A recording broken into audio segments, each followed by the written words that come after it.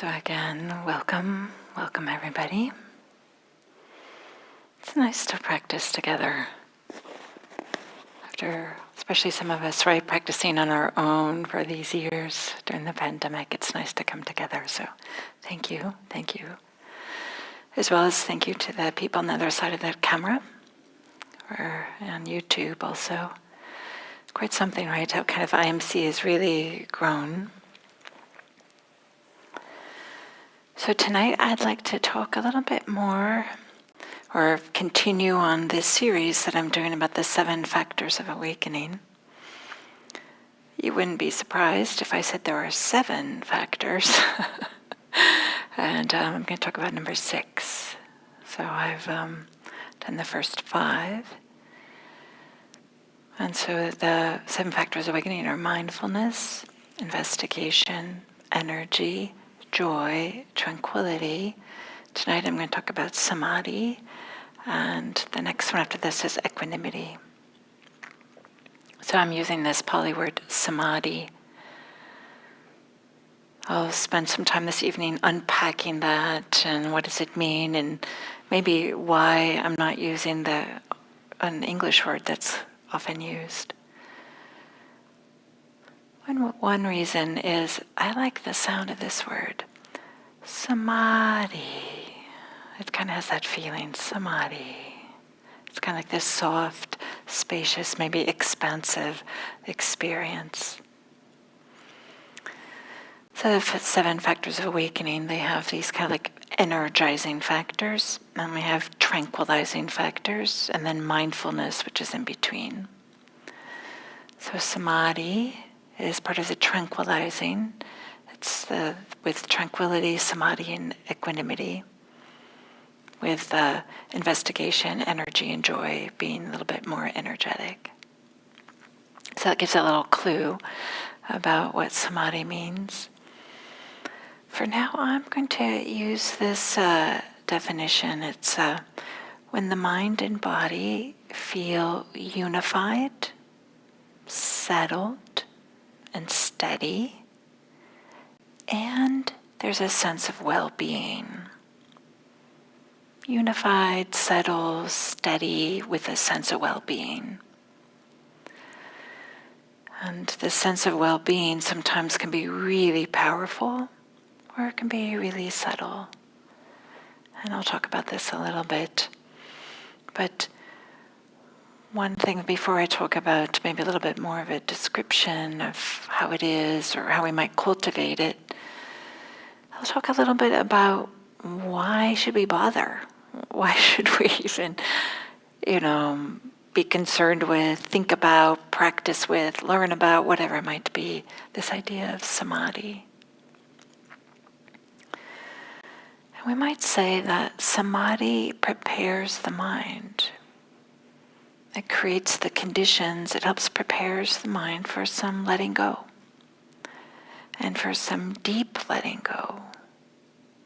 And it also prepares the mind for some deep understanding. So both this understanding and the letting go, they often go together. This practice, this tradition really emphasizes we have these greater understandings, that it just naturally happens that the clinging, the craving starts to diminish as we start to understand and see how clinging and craving is a way that doesn't lead to greater happiness. It's not a source of lasting happiness. And so Samadhi is a way when there's some settledness and steadiness, we can see this a little bit more clearly.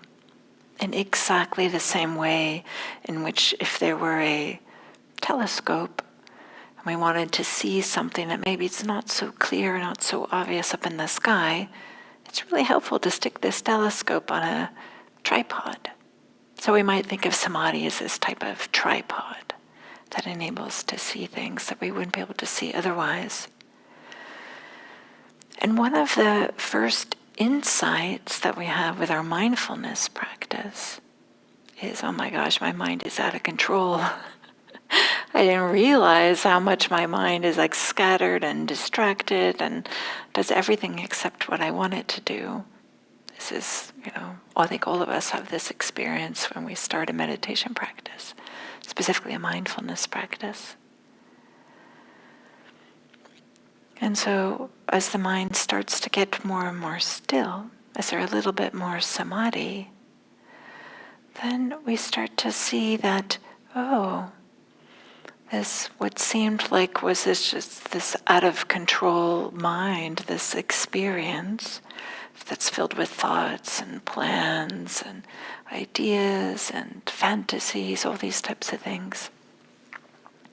As the mind starts to get more still, we can penetrate through these, what seems like maybe a solid way in which the mind works. And we can see, actually, these things are arising and passing. They come and they go. Sometimes really quickly, sometimes really at a longer duration. Sometimes they seem like they're flickering. Sometimes they feel like they're just moving like sludge. But with this samadhi, we start to see different characteristics of our experience beyond, seems like I'm never present. And this, seeing this inconstancy, allows some of this letting go, allows some of this softening and lessening of any clinging that we might be doing. So this is the direction in which our practice goes, is towards greater and greater stillness and peace and sense of well-being. And so we can use this as a guidepost too with our practice. As we explore different ways of practicing, as we learn new things, is there a way in which we can use this experiences and ideas of steadiness and stability and well-being as a way to kind of direct the direction we want to go with our practice? How do we know if what we're doing is working or not working, or is worth persevering with or not? Is something, is it headed towards samadhi? So samadhi involves as this kind of feeling unified. So it involves the whole mind and the whole body. In fact, this distinction between body and mind starts to blur and in some states even goes away. So it's this real sense of collectedness, unification, also this non-distraction, we might say, where things just are kind of like settling down. I've heard Andrea Fella, maybe some of you have too, use this simile of a snow globe. You shake it up, right, and all the glitter goes, but then you just put it down and things just start to settle. In the same way, when the samadhi is present, samadhi is kind of like this settling process. And one way that's nice of thinking about it as maybe like a snow globe is that instead of samadhi being this on or off switch, this idea you either have it or you don't, we can kind of think like, well, does it feel like the shaking is happening, or does it feel like this settling is happening?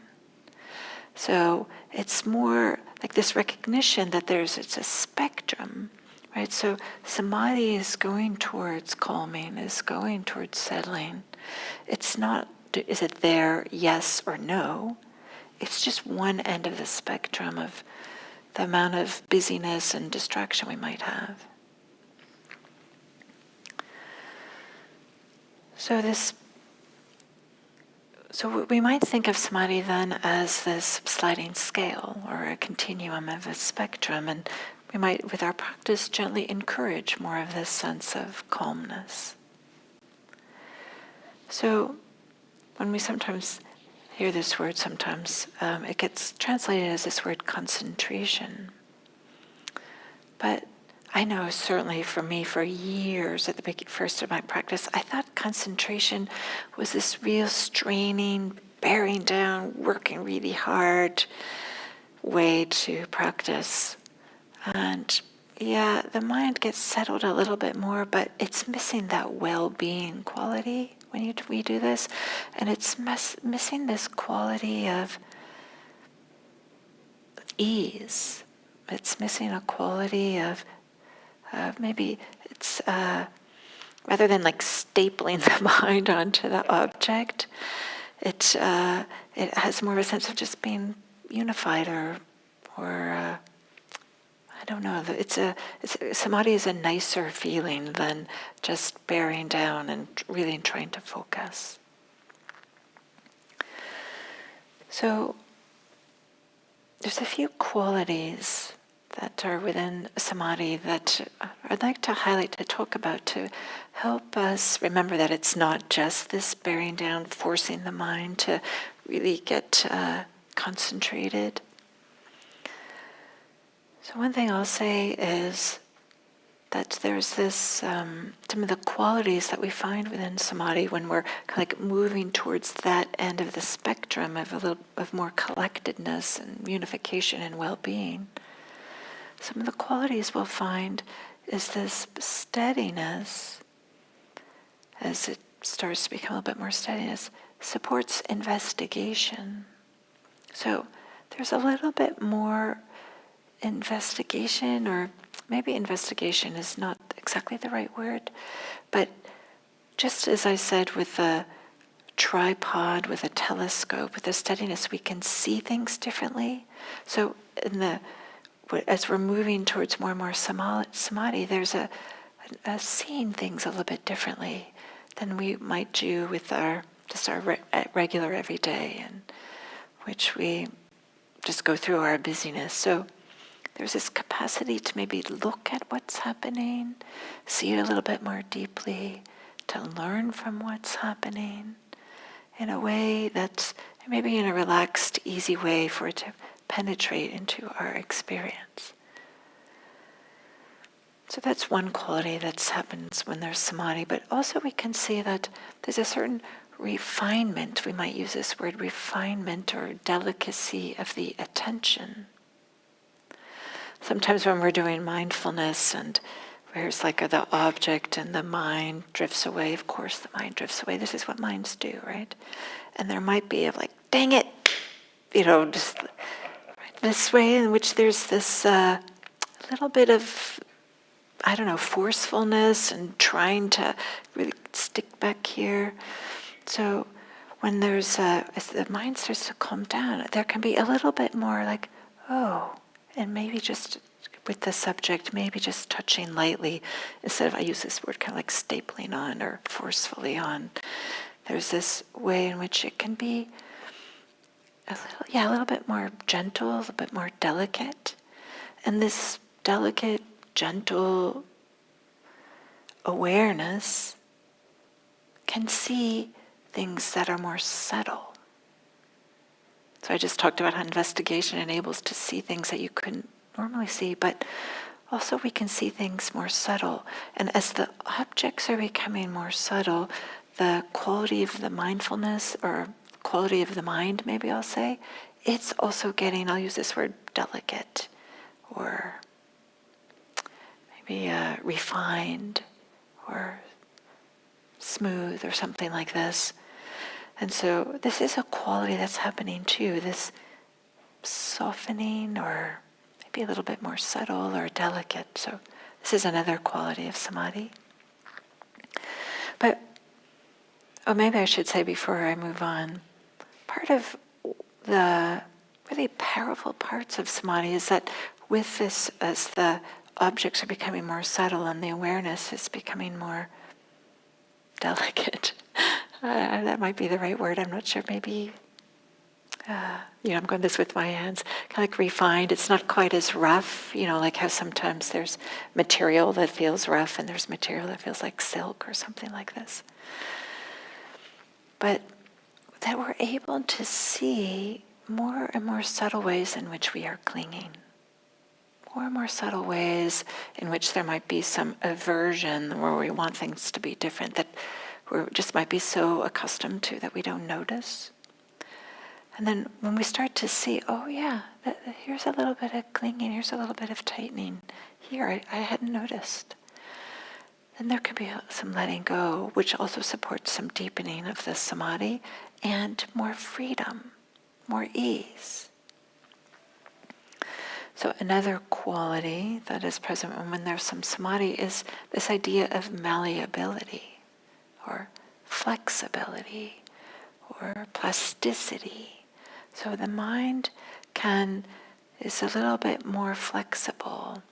It's, especially when there's a sense of well-being, there's often, right, the mind doesn't do what we want it to do, especially like in the earlier in our practice, and if you've had a day in which there's been a lot of agitation, right, when we sit to meditate, we notice like, oh my goodness, my mind is all over the place.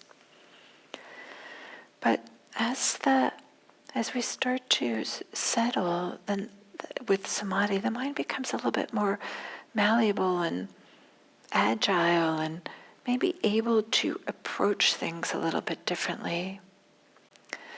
Sometimes there can be a way, and with our practice, we have the sense like, okay, nope, this is what I do. I'm with mindfulness of the breath, and when the mind wanders, I come back, and I count 1 through 10, and this can be really great to have this as a practice, but there can also be a time in which maybe that's not the best practice at that moment.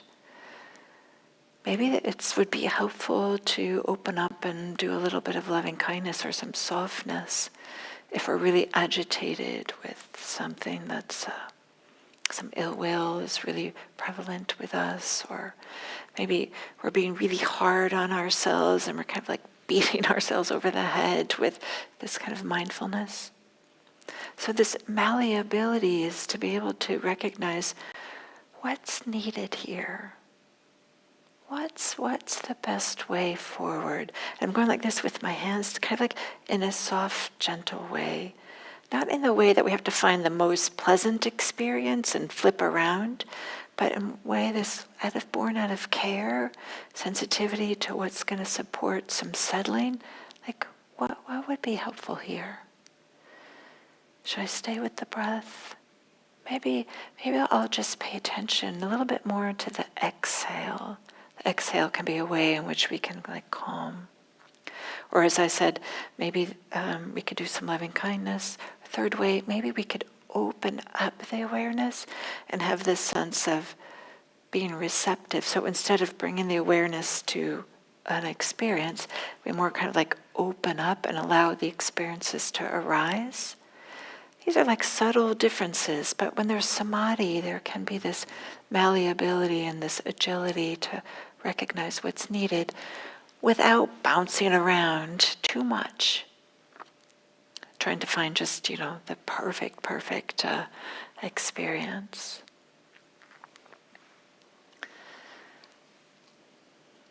And so, maybe I'll in this a quote here from the sutta. That suttas, this particular quote is all throughout the suttas, in there a number of times, and I myself feel kind of inspired by this. So the Buddha is describing his own awakening experience. And he described that right before his awakening, enlightenment, he described his mind. And he said that his mind was concentrated, using this word samadhi, concentrated, purified, cleansed, unblemished, rid of defilement, malleable, wieldy, and steady, and attained to imperturbability. So, right, this is why it's a factor of awakening, right? This is kind of creates the conditions in which awakening can happen. But I appreciate very much these words, malleable, wieldy. And steady doesn't mean, holding on for dear life. And I'm kind of emphasizing this over and over again because I suffered a lot in my early retreat practice I had this idea that I just had to strive, strain as much as I could. And oh my gosh, it was miserable. It was really miserable. And being on long retreats and feeling like, oh, no pain, no gain. I hadn't quite got the memo that there was supposed to be some well-being associated with this. So, of course, that's another quality of samadhi, is this sense of well-being. For me, this is like the part of samadhi. Like there's a sense of yeah, okay, yeah, I'm here. I'm right here. Just collectedness, a sense of, okay, I'm here. So this well-being that comes with samadhi is really, not only is it an integral part of the practice and the experience, but it's actually really important. It's important for a number of reasons. One is the letting go, all these subtle letting goes, I'll say it in the plural, that happens with the more freedom we find, the more closer or in the direction of awakening, is all about letting go. It's not about, accumulating. So it's not about accumulating meditative states. It's really about letting go. And this is definitely how one gets into samadhi too, how you practice it. But the well-being supports of, oh, okay, yeah, I can let go of this, right? When we're in the middle of emotional distress or we're in pain, we are not in a place to let go of things. We can't let go of our habits. We can't let go of the usual way, our views of how things work, our ideas about ourselves. We just can't. So this well-being supports this letting go, as well as the understanding. We see the understanding that things are changing. They're flickering. They're not what we thought they were. And that also supports the letting go, but so does well-being. And I'm using this vague word well-being because it shows up in so many different flavors and so many different ways with samadhi. So I kind of like this generic word well-being that I'll use for right now. But it's not only because it supports letting go that this well-being is really important.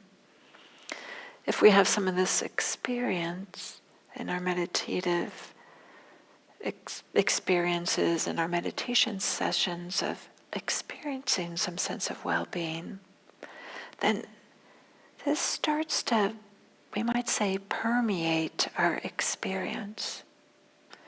That carries off of the cushion and into our daily life. What we start to experience sitting, we start to know, oh, this is available. The mind knows how to do this. The mind and body together know how to do this. And it starts to allow us some of this well-being to show up off the cushion. And this maybe allows for some emotional stability. This emotional well-being allows us to have a little more stability in our emotional life, which really allows our daily life off the cushion to unfold in a different way.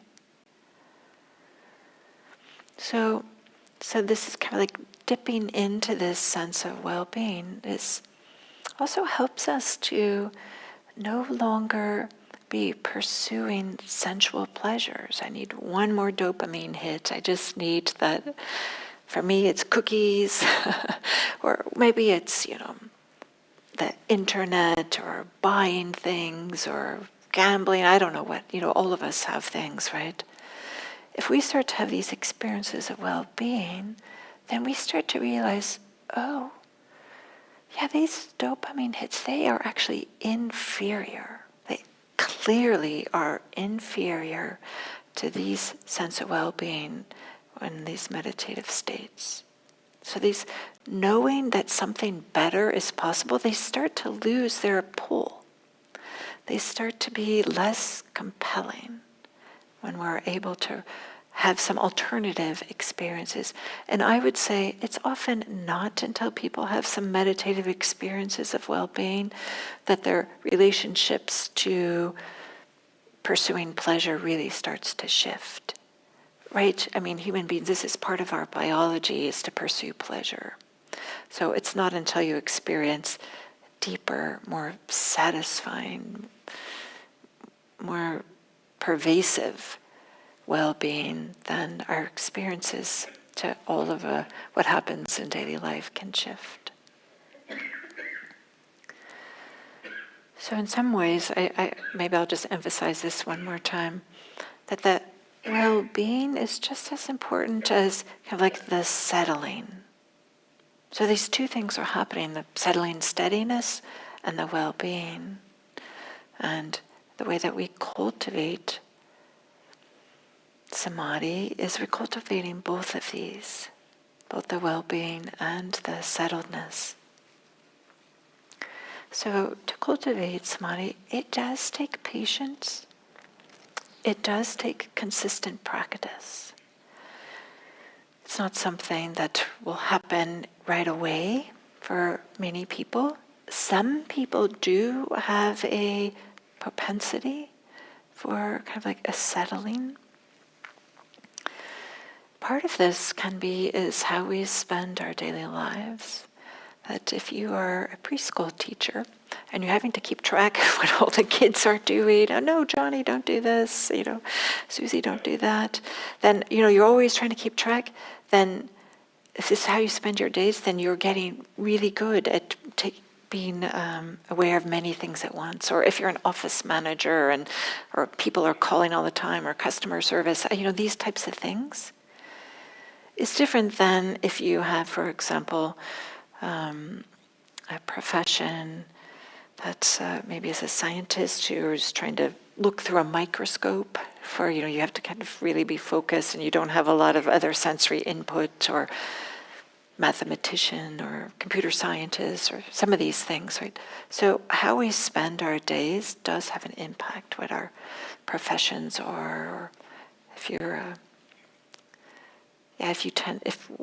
how, I'll just leave that, I'll say that, how you spend your days, as well as some of it's a mystery. I don't know why. People don't know why.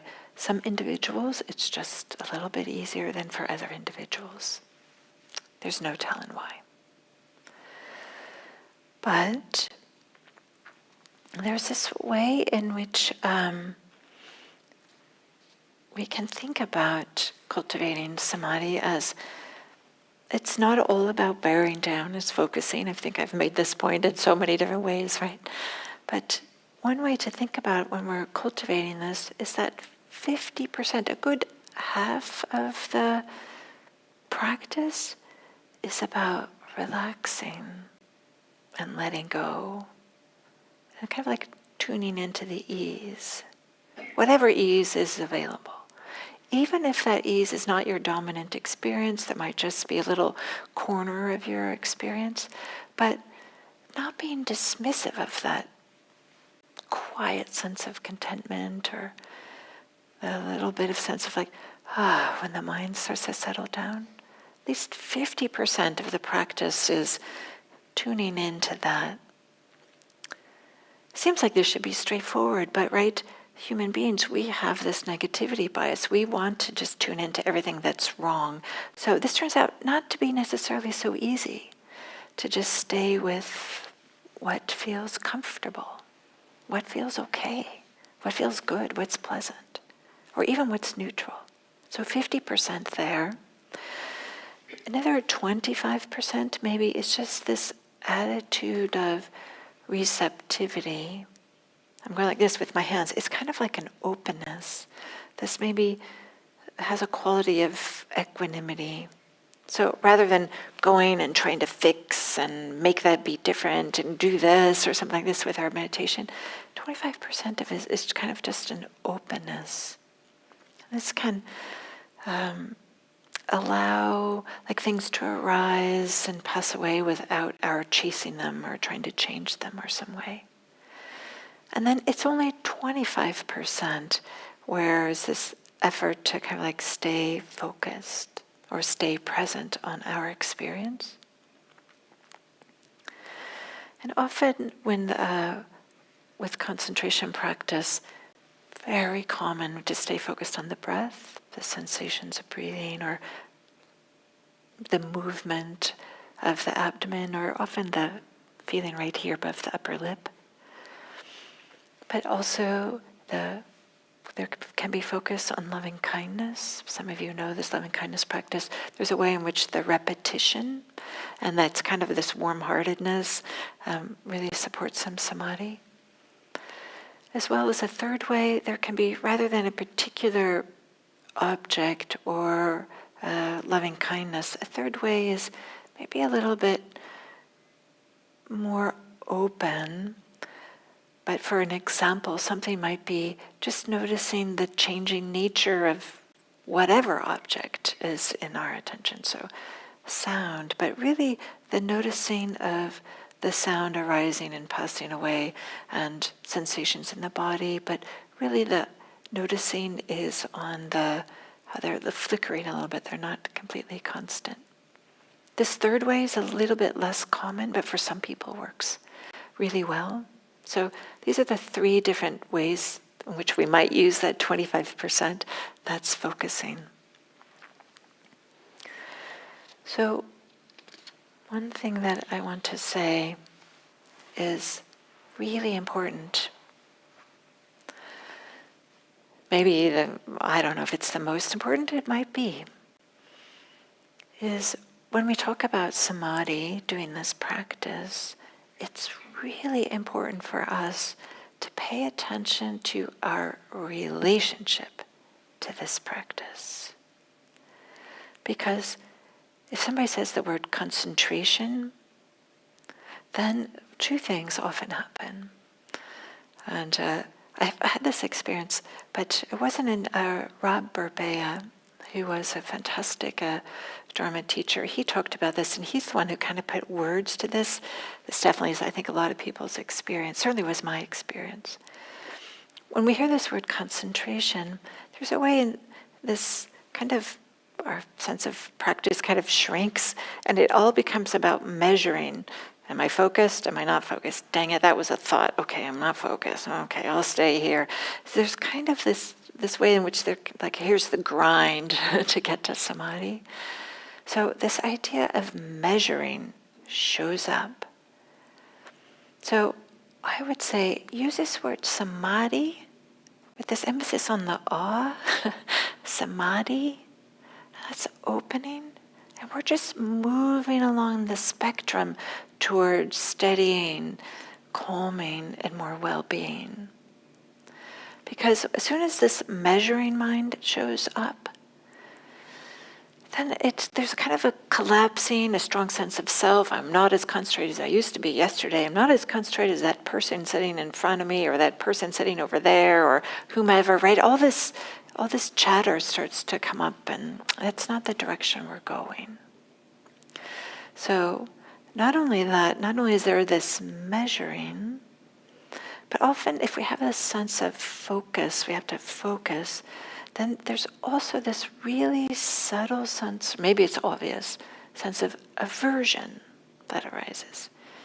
Dang it, I'm trying to concentrate. Don't those neighbors know that their dog should be quiet? And we have this little irritation, or why is this somebody I share the house with? Why are they just right now decided to talk loudly on the phone, or whatever it is? There's this aversion that creeps in if we have the sense that we have to focus. And of course, right, aversion is not a sense of well-being, is not a sense of receptivity. So really pay attention to the relationship. And is there a way in which we can stretch our idea of what samadhi practice is? I talked about these three different elements of well-being, focus, and being receptive. But now I'd like to stretch it even more and say, no matter what is happening in your samadhi practice, there's a way in which we're practicing perseverance. This is enormously helpful in our life. We're practicing patience. This is enormously helpful in our lives. Maybe if we're focusing on well-being, then we're noticing that, I was on the object and now the mind has wandered. Is there a way that I can come back to the object that's with a sense of warmth and gentleness, and it has a sense of well-being? Like, oh, okay, I'm just going to come back to the breath. That is also enormously beneficial. Or we might start to notice, oh yeah, there's not a sense of well-being here because I'm beating myself up because I'm not getting concentrated. And we might start to notice, oh yeah, this is what it feels like to have a judging mind. Ouch, it doesn't feel good. So even if you sit down and you want to be cultivating a little bit of samadhi, and you feel like samadhi is nowhere nearby, that's okay too. That's okay too. Because what we're cultivating will be such a support for our practice and for our daily life. And this practice gets cultivated in just the same way in which we might gain strength, some physical strength, by doing bicep curls, right? We don't get strong just by doing a few bicep curls. And we don't even notice that, oh, bam, oh, okay, now I'm stronger, right? It's just kind of like the repetition of doing this over and over again. And it often is this settling happens imperceptibly. And I know for me sometimes, I haven't even noticed so much that the mind has gotten settled until like the bell rings. I'm like, oh yeah, there's a bell. And it just feels nice, and it arises in the meditation experience. And there's a sense of, oh yeah, this is pleasant. Maybe I'll get up. Maybe I won't. Maybe I'll stay. So there can just be this quiet settling that we don't notice until the end. Okay, so I think I'll maybe next week talk a little bit more about samadhi, but I wanted to introduce this idea as one of the factors of awakening. And now I'd like to open it up to some questions, if you have some questions about samadhi, cultivating it, the experience of it. Maybe can we use a microphone if somebody has a question? If you don't, that's okay too, but if there aren't any questions.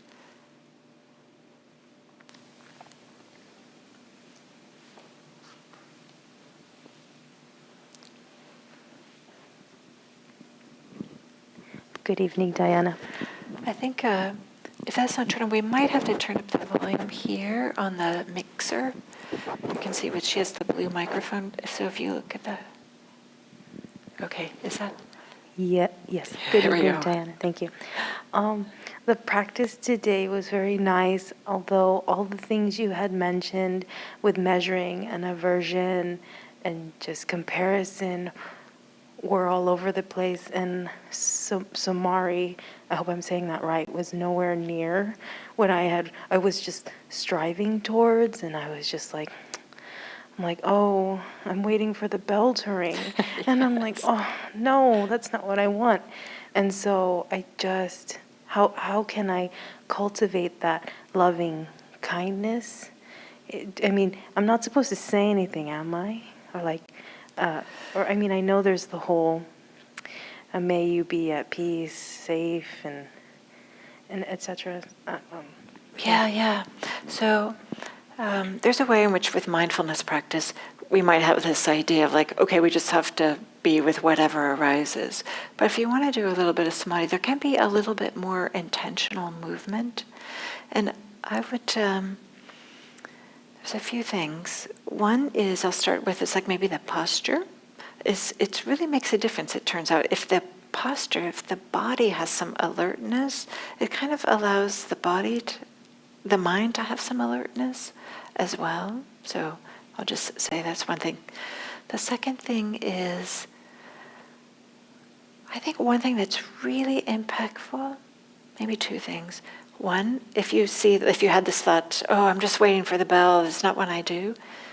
One thing to try is to label, oh, that's a thought. It doesn't have to be a problem, it's just a thought.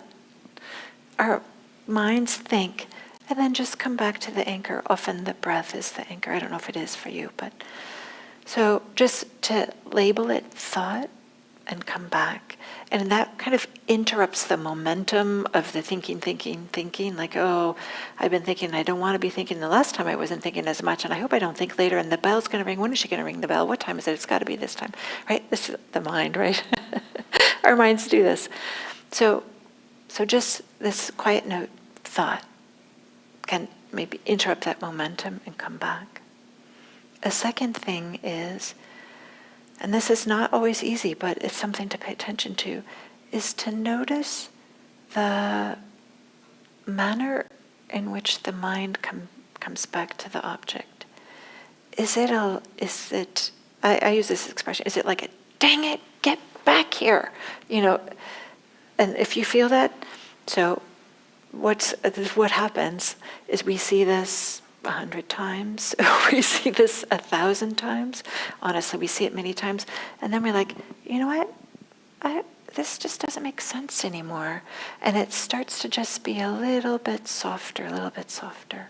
So if we start to see, experience, notice the way in which we're on the object, the mind drifts away, then there's a waking up, and in that moment, is there cursing, or is it like, oh, okay, I've wandered, and then notice how the mind comes back. Can there be a gentle, warm-hearted way?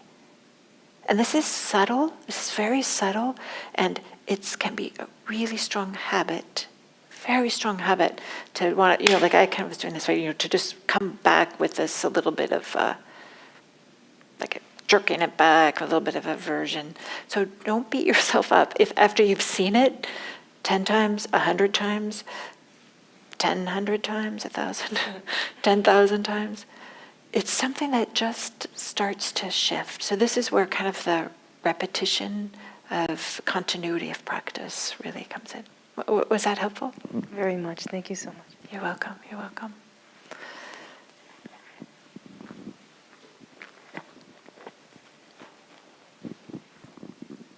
Thank you, Diana. You're welcome.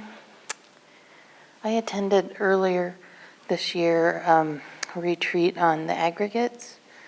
We did the aggregates, and it seems to me we've been meeting since that retreat to discuss the retreat because it just seems so rich that there's a lot of space in the study of the aggregates to try and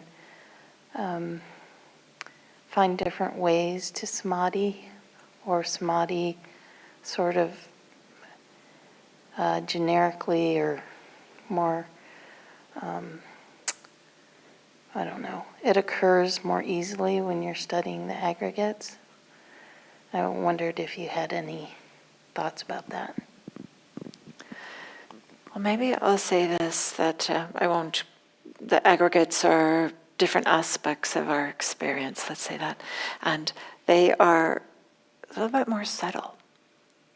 And so having to see subtle, kind of like the mind has to settle in order to see subtle, and it's that tuning into the subtleness kind of creates the mind settling, and I would say that's kind of what supports maybe the samadhi. And then, I don't know, maybe I'll stop there. Does that make sense? That? Yes. Thank you. Yeah. And often we can't see the aggregates unless there is some settling, and the more we're looking at them and kind of investigating, playing around, exploring them, the quieter the mind has to be. Well, it occurred to me from that retreat and also through this discussion of samadhi, how much of this practice is really a learning about how your mind works. Yes. I mean, it's almost like a scientific study of how the activity of the brain works. Yes. I would say that. It's so much about this. The expression is knowledge and vision. So being able to understand things and see things. Yep.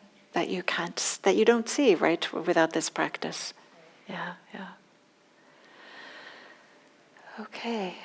So we're at the top of the hour here. So just a warm wish for everybody having some well-being and some settledness and steadiness in their lives. an appreciation for practicing together. And I'll stay up here if other people have some other questions. Otherwise, I wish you all a wonderful rest of the evening. Thank you.